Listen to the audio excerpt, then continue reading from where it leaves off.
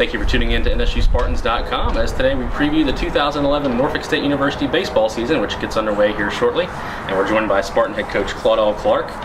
Coach, I know you've got to be excited getting ready for the season, and I imagine it has to make you really excited too to have such senior leadership back on your team. 10 seniors on your team and about 20 returning letter winners from last year. I imagine that has to give you a good feel going into the season. Right, we're definitely looking forward to the season and feel like some very special things can be accomplished with that number of experienced guys. Now, particularly if you look at your batting order from last year, you have 8 guys who batted over 300 back, which I have to imagine is pretty rare for any level of baseball. What are you looking for out of your lineup this year? You've got so much returning experience, and again, guys who were productive last year for you. I'm looking for those guys to really come back and really look to build on what it is they did, even improve some of their weaknesses even still. 300 can be 320, 320 can be 340, and I really look to push the envelope as we challenge for the MEAC this year. And it's going to take every one of those guys, if not some of the newcomers that we have, to be some of the more talented teams in the conference. We have a very tough conference. Now, looking at your roster a little bit there, 10 returning seniors, as you said, and 3 of those guys are really going into their 4th year as starters for you. First baseman Brandon Hairston, third baseman Chris Joyce, and right fielder John Lynch have kind of been anchors for you all along. So what do you think they can do to really improve on their performance and really make this a special year for your club? Well, obviously we look for them to perform at the same level. John, Chris, Brandon, they all have room for improvement. But we really want those guys to really take on a leadership role and really show the younger guys and even the other seniors and other experienced players, really how to play this game and really how to minimize mistakes and really set the tone for our energy level and intensity level on a daily basis to close out some games and to build on some games last year where we may have come up short. Now, the only position in the field that you don't have any starters back at is shortstop, where Drew Stuttmiller and Ryan Wiggins were both seniors last year. But you have a junior college transfer in Rafael Colon as well as Kevin Curd, who sat out last year to fill that position. What have you seen from those 2 guys so far in the preseason? Well, Kevin is very athletic, a pretty speedy guy, and has shown he can hit the baseball even with some power at times. Rafael Colon is the more experienced of the 2 players, having played 2 years already at junior college, and has a pretty good glove. So that should prove to be a pretty good race for the majority of playing time at that position. But both young men, in their respective ways, look to be able to help the team, both with athleticism, experience, knowledge of the game. Both of them have great attitudes and work ethics. So we feel really comfortable about having a position as vital as shortstop with new players. We really feel comfortable about those 2 replacements. Now, you also lost a couple of experienced arms out of your rotation last year. Seniors Jason Barker and Chase Davenport ate up a lot of innings for you, but I know you've got a number of good young arms back as well as some new guys that might give you maybe a little bit deeper staff this year and a little bit different look out there in the mound. What are you looking for out of your pitching staff heading into 2011? Sure. The name of the game in college is eating up some innings, and those guys certainly did that. We had a number of talented newcomers and some guys who were already on the roster who we look to have matured and strengthened physically over the offseason to suck up some of those innings and then really to move into some more key relieving spots and starting spots. Namely Jordan Egan, we're looking for him to step up more this year. Ryan Van Ash, who's a freshman, we're looking at him to step in as a reliever and a starter.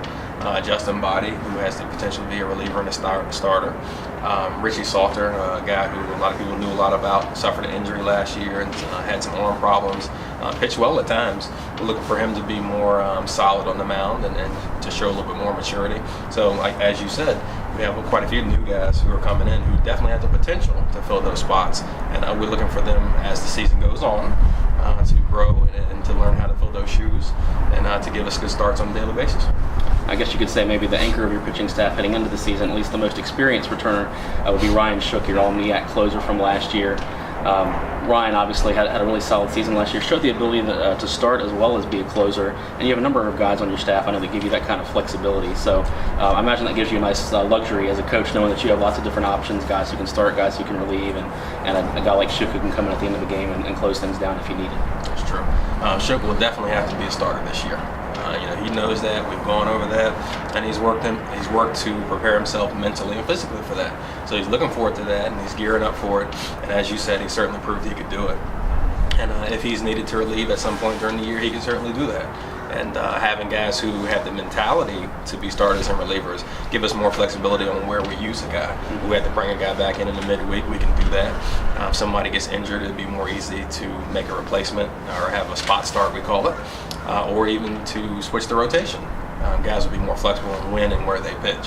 So the durability and the flexibility of the staff is really going to come in handy in the college season to where we have to make changes. A couple of the newcomers you have this year at shortstop, as well as a couple of your young pitchers.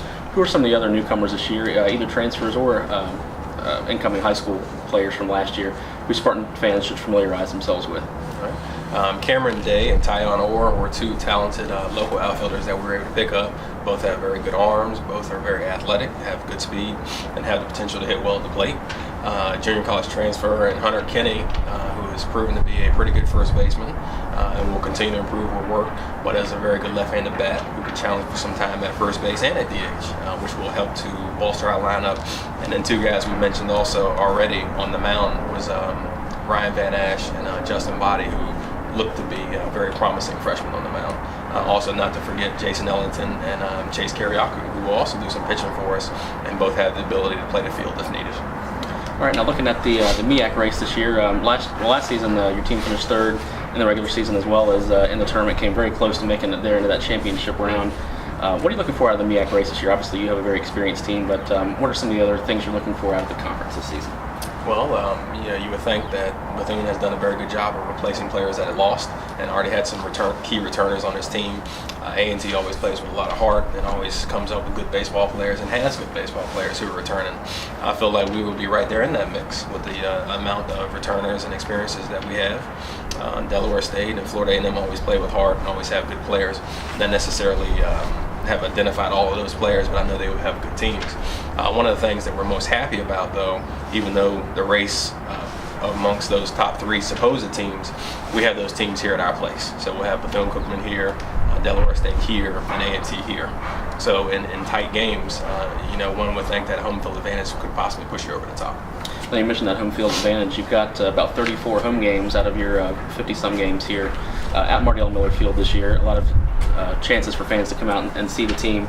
You touched on some of the conference games you have. How about some of the non-conference teams that are coming in here that Spartan fans will get a chance to see as well? Well, we're very excited about a 34-game home schedule. I think that was a record for us. And we had University of Penn in from the Ivy League, Penn State for 4 games from the Big Ten. We have Hofstra from the CAA. Savannah State, we're at Savannah, so it should be pretty good weather, good competition there. And Villanova from the Big East, which was always a challenge at the beginning of the season. William & Mary from the CAA, Old Dominion from the CAA, Virginia Commonwealth from the CAA. Longwood is independent, but they're always very tough. So we have a lot of good teams to play before conference play starts, and as the season goes on, to keep it sharp for conference play. So something we're very excited about. Gives the guys a lot of great exposure, gives our facility a lot of good exposure, and gives us a chance to really measure up, especially with this level of experience, to see what these guys are made of. All right, Coach. Well, we wish you good luck this season. We'll be talking to you a good bit as it goes on, and want to remind fans out there to continue to tune in to NSUSpartans.com for live video streaming, as well as highlights from the games, live stats, and much, much more. Again, that website is www.nsuspartans.com.